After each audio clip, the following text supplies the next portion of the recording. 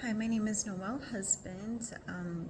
Currently enrolled at Ball State University in class SPCE 638, section number 809, and this is bibliography number 3. For this bibliography, I wanted to find research articles that related still to domain B, which is concepts and principles, and the ones that I found specifically relate to B6, which is identify and distinguish between automatic and socially immediate contingencies, and B9, which is identify and distinguish among simple schedules of reinforcement. As I was going through my things, I found my old syllabus from Intro to ABA, and I still have these articles. And I remember reading through them and just recalling that information. And like, I took that class 3 years ago because I was only doing a semester at a time, and those 3 articles were probably the most that stuck out to me, and I didn't want to recreate the wheel in finding new articles, so I wanted to stick with these 3 together. So here we begin.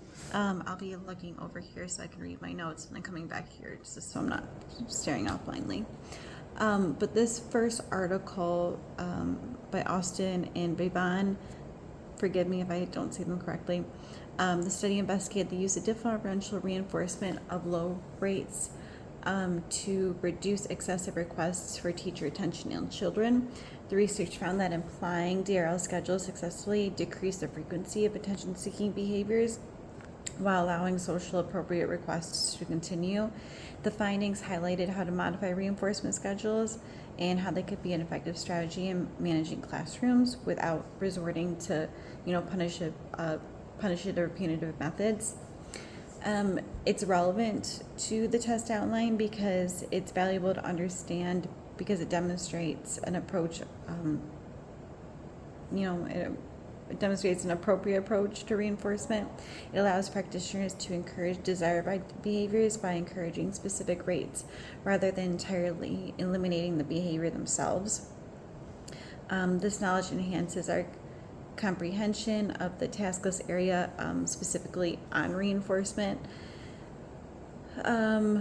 and in terms of implementing differential reinforcement to shape behavior. So I know I said I was sticking to like domain B and those 2 things, but I also wanted to mention that this article is touching on domain G for behavior change procedures of G2, which is designed to evaluate differential reinforcement, which was also very reinforcing for me to read, because it was very difficult for me in the beginning to understand DRA, DRO, DRL, DRH, and now I'm just much more confident in knowing what they are and how to just call them out as I see them, I guess you could say.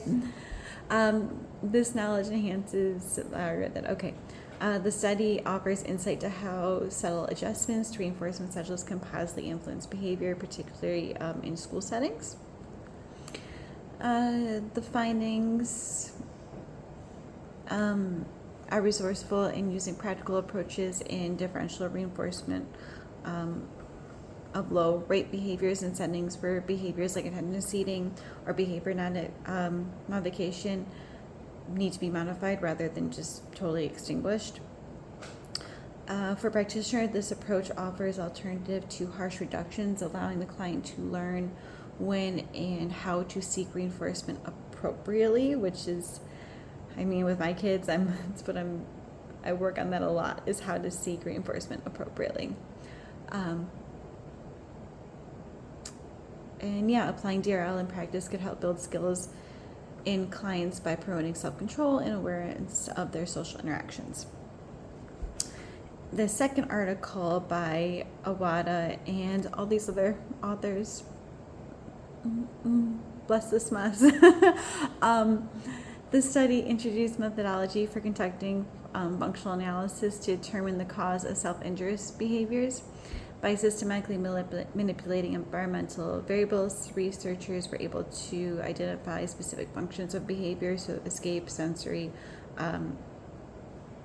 automatic, attention, that maintain the self-introduced behavior for the participant. The approach provided a framework for understanding behavior functions, leading to targeted interventions based on the evidence. I made a note here because I also wanted to relate it somewhere else on the test outline for functions of behavior.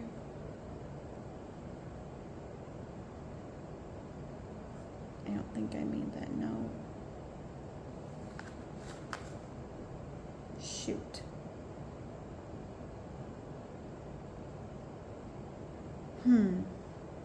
Okay, I'll have to find it later. I don't want to waste time.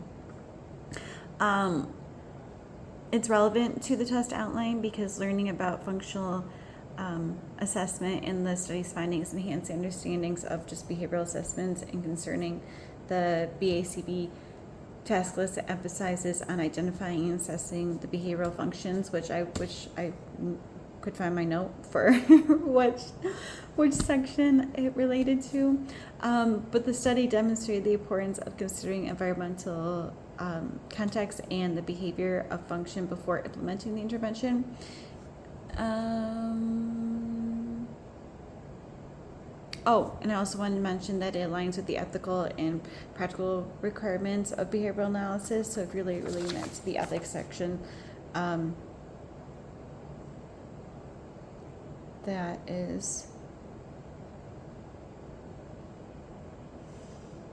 domain E, relating them probably most to E.7, which is identifying the risks associated with no, not that one.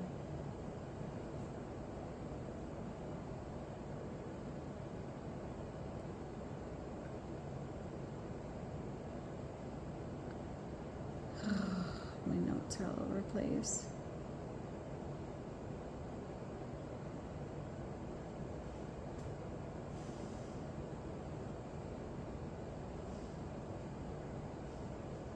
Yeah, I'm not sure. I think when I was doing this, I was looking at the old code of ethics. Shoot. Okay, well, I'm definitely going to have to go back and write those in there. But moving on, Iwata laid out the foundation for functional analysis in ABA. I remember when I first read that, I was like, wow, so I wanted to make a note of that. Making an effective tool for developing and individualizing interventions. Specifically, it reinforces the need to investigate the why behind behaviors and leading to more successful outcomes by matching the interventions to behavior functions. And lastly, the third article by Vollmer, it examined the concept of automatic reinforcement and the significance in understanding behaviors that do not rely on social reinforcement. So okay, going back to that function of behavior and automatic reinforcement. It emphasized automatic reinforcement, especially in individuals with mental disabilities. It highlighted the need for distinguishing automatic from socially mediated reinforcement to define effective treatments, effective interventions. It's relevant in understanding the BACB task list because it focused on reassessment and reinforcement and behavior assessment, specifically again within automatic reinforcement. Recognizing the automatic reinforcement's role in imitating clients' behavior can prevent misinterpretations and appropriate use of social interventions.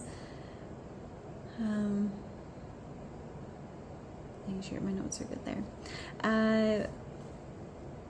This work stresses the importance of considering automatic reinforcement in behavior analysis, particularly in clients whose behaviors might not respond to socially based interventions. For practitioners, it's great for assessing the intervention. It's great for assessing and intervening in cases of self-stimulatory or repetitive behaviors in a way that still respects like the individual's intrinsic reinforcement. Implementing this understanding helps ensure that interventions are tailored to unique reinforcement sources and sustaining each client's behavior. So those are my 3 articles I chose. And again, this was relating to domain B, more specifically B9 and B6. I'll have to go back and see where those holes were at. Yeah. All right. Thank you.